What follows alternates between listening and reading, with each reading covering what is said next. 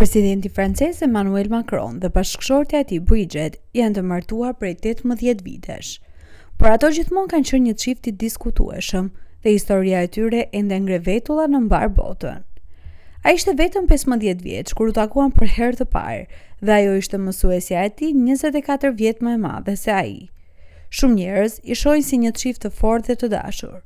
Por, a është marrëdhënia e tyre vërtet aq e përsosur?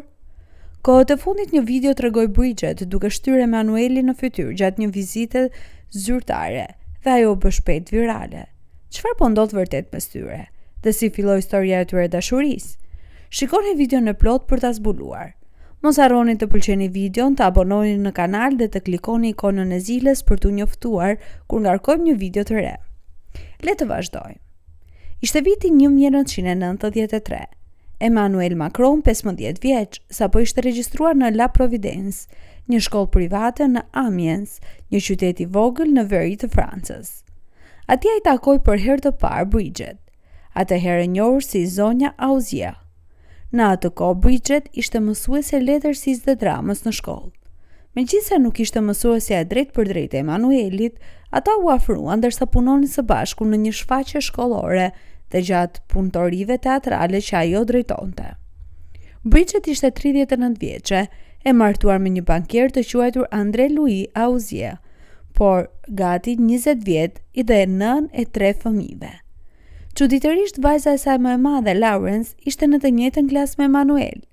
Brigitte jetonte një jetë krejtësisht normale dhe të respektueshme, një bashkëshorte e përkushtuar, një nënë e dashur dhe një mësuese e pëlqyer. Por gjithçka filloi të ndryshojë kur ajo takoi Emmanuelin. Lidhja e tyre filloi gjatë shfaqjes shkollore. Ata takoheshin çdo të premte për të punuar në skenar dhe me kalimin e kohës u krijua një lidhje thellë. Ngadalë por sigurt ata u dashuruan me njëri tjetrin. Shkruanim së bashku të premteve në mbrëmje dhe deri të shtunën, mezi prisja të vinte e premtja. Nuk e kuptoja pse, më dukej çudi. Kujtoi më vonë Brigitte. Emmanuel nuk ishte si nxënësit e tjerë. Ai ishte jashtëzakonisht i zgjuar, i talentuar dhe tepër i pjekur për moshën e tij. Ai shpesh preferonte të fliste me mësuesit në vend që të kalonte kohë me shokët e klasës. Brigitte më vonë tha se puna me Emmanuelin e ri ishte si të punoje me Mozartin. Ai ishte aq i talentuar.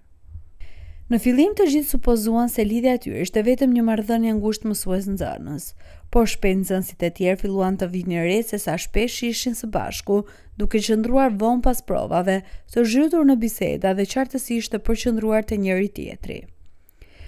Një ditë ata u pan madje në një restorant lokal, duke ndarë një moment që u përshkrua si i ëmbël. Tashethemet u përhapën shpejt dhe përfundimisht ato arritën te prindërit e Emmanuelit. Në fillim ata supozuan se i biri i tyre kishte një pëlqim për vajzën e Brigitte, por kur e vërteta doli në dritë, ata u tronditën. Prindërit e Emmanuelit vepruan shpejt. Ata vendosën ta dërgonin atë në Paris për të përfunduar studime, duke shpresuar se largësia do t'i jepte fund marrëdhënies. Babai i tij madje u përball drejt për drejt me Brigitte dhe ju lut që të qëndronte larg djalit të tij, por Brigitte ju përgjigj, nuk mund t'ju premtoj asgjë. Nëna e tij nga ana tjetër i dha një paralajmërim të ashpër. A nuk e shihni, ju tashmë keni jetuar jetën tuaj, por ai nuk do të ketë fëmijë me ju. Brigitte e kuptoi se sa skandaloze ishte bërë situata. Ai u përpoq të distancojë gjithashtu. Mendoi se Emmanuel përfundimisht do të vazhdonte, do të takonte dikë të moshës së tij dhe do të harronte atë. Por ai nuk e bëri. Edhe nga Parisi ai mbeti vendosur, e telefononte vazhdimisht. Ata flisnin me orë të tëra në telefon. Ai ka përcjell të gjitha kundërshtitë e mia me durim dhe vendosmëri, tha më vonë Brigitte. Për 10 vjet, Brigitte mbajti kontakt me Emmanuelin, por mbeti në martesën e saj, duke u përpjekur të mbronte familjen e saj nga pasojat e pashmangshme. Por përfundimisht martesa përfundoi. Burri i saj u largua nga shtëpia e familjes në vitin 1992 dhe pse divorci i tyre u finalizua në vitin 2006. Një vit më vonë, në 2007, Emmanuel, atëherë 29 vjeç dhe Brigitte 54, u martuan në një ceremoni të vogël në La Touquet, në të njëjtin qark ku ajo ishte martuar me burrin e saj të parë në 1974. Brigitte veshi një fustan të shkurtër të bardhë dhe 3 fëmijët e saj ishin aty së bashku me familjen e Emmanuelit. Kur u pyet për diferencën e tyre 24 vjeçare në moshë, Bridget i tha Elle France: "Ka momente në jetë kur duhen bërë zgjedhje të rëndësishme, por mua kjo ishte ajo. Nëse nuk e kisha bërë atë zgjedhje, do të kisha humbur jetën time. Çdo kush meriton të zgjedhë jetën që ka vërtet rëndësi për të." Pas martesës, Bridget përqafoi plotësisht rolin e saj të ri. Ajo la pas karrierën e saj si mësuese për të mbështetur ambicjet politike të Emanuelit që po rriteshin. Kur ai u emërua ministër i financave në presidentin François Hollande, Bridget u bë këshilltarja e tij më e afërt. Më vonë, kur Emanuel nisi fushatën e tij për president, Bridget ishte sërish pranë tij, pavarësisht se ishte shinjestër e sulmeve të vazhdueshme të mediave. Një nga thashethemet më të ashpra pretendon se Bridget ishte vetëm një maskë për homoseksualitetin e supozuar të Emanuelit. Emanueli hodhi poshtë këto thashetheme, duke u thënë mbështetësve të tij me vendosmëri se Bridget ndan gjithë jetën time. Në vitin 2017, Emmanuel Macron u bë presidenti më i ri në historinë e Francës, vetëm 38 vjeç. Por ndërsa karriera e tij politike u ngjit, po ashtu edhe vëmendja ndaj marrëdhënies së tyre. Diferenca në moshë vazhdoi të bënte tituj, por edhe më bizare ishin pretendimet se Bridget në fakt kishte lindur si burr me emrin Jean Michel. Thashethemi fitoi popularitet në internet duke shkaktuar teoritë e egra konspirative. Përfundimisht, 2 gratë që ndihmuan në përhapjen e gënjeshtrës u urdhëruan nga një gjykatë franceze të paguanin 8.000 euro dëmshpërblim për zonjën e parë. Macron adresoi urrëtitjen dhe kritikën e vazhdueshme duke thënë: "Askush nuk do ta quante të pazakont nëse diferenca në moshë do të ishte e kundërt. Njerëzit e kanë të vështirë të pranojnë diçka që është e sinqertë dhe unike." Megjithëse shumë njerëz nuk i pëlqenin, ky çift e mbajti dashurinë e tyre të fortë dhe nuk u shqetësuar për mendimet e të tjerëve. Të paktën kështu dukej nga jashtë. Bridget u bë e njohur si arma sekrete e presidentit. Ajo formosoi imazhin e Emanuelit, ndihmoi në shkrimin e fjalimeve të tij dhe madje këshilloi për emërime të rëndësishme. Në publik, ata shpesh mbanin duart, shkëmbinin shikime të ngrohta dhe paraqiteshin si një front i bashkuar. Shtypi francez i quajti të pandashëm. Një gazetar madje shkroi: "Ata nuk duke vetëm si një çift, duken si një ekip." Pas dyerve të mbyllura, thuhet se Bridget e mban Emanuelin të fokusuar dhe ndonjëherë në kontroll të rrept. Disa burime të brendshme kanë përshkruar atë si tepër mbrojtëse, madje dominuese.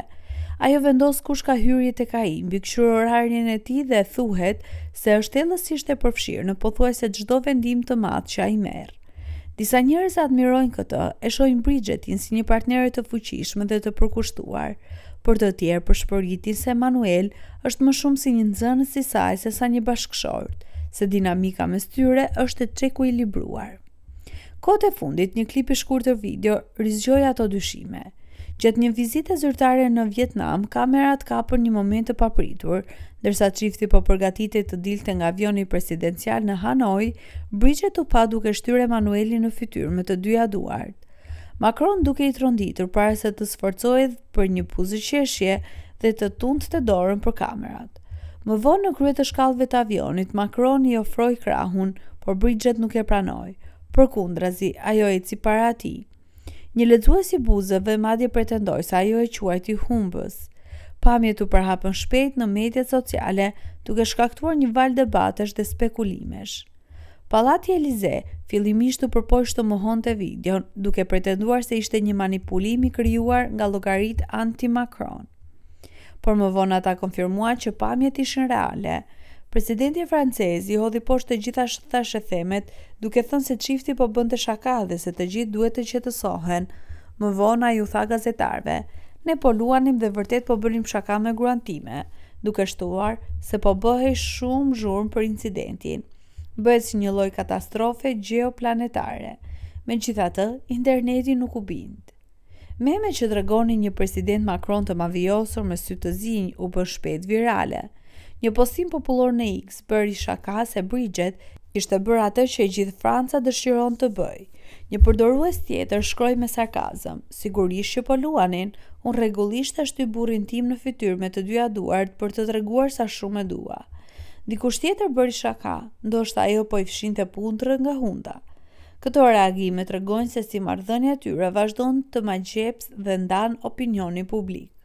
Ajo që është e qartë është se pas buzëqeshjeve publike dhe paraqitjeve zyrtare, historia e dashurisë është larg nga e zakonshmja. Çfarë mendoni për marrëdhënien e tyre? Ndani mendimet tuaja në koment dhe kaq. Nëse ju pëlqeu video dhe dëshironi më shumë si kjo, sigurohuni të lini një pëlqim më poshtë në vlerësim.